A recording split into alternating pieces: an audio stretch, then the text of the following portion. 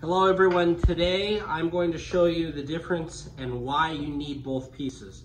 So today we have the Cutco Hardy Slicer, and next to it I have the Cutco Gourmet Prep Knife. So when you have a customer's either going to have one of these pieces. It's going to be either or. Very seldom have I found customers have both of these pieces. So for example, if a customer walks in, they own the Hardy Slicer, and you pick up this Gourmet Prep Knife and said, hey, have you ever seen this one? Immediately the customer's gonna say to you, oh yeah, I have that one. They're gonna get it confused with our Hardy Slicer just because it's hefty and has a serrated edge. So today we're gonna use, for example, that the customer already owns a Hardy Slicer because that is the most common, and why they need our Hardy Slicer Deluxe. So you'll notice here, Mr. Customer, you can zoom in on this.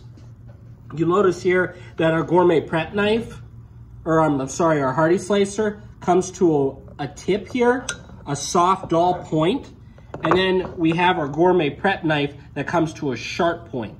So the reason why you want the sharp point is going to be for all your coring. So we can core large fruits and vegetables with this guy.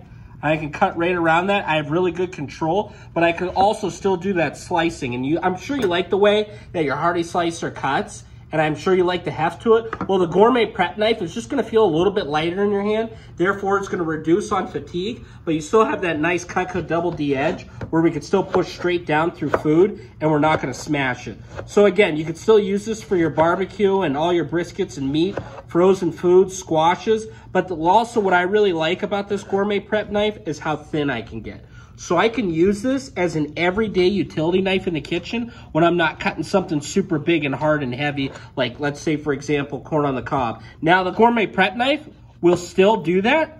It's just gonna feel a lot nicer and a little bit more control in my hand. And I can also just take that and I can drag.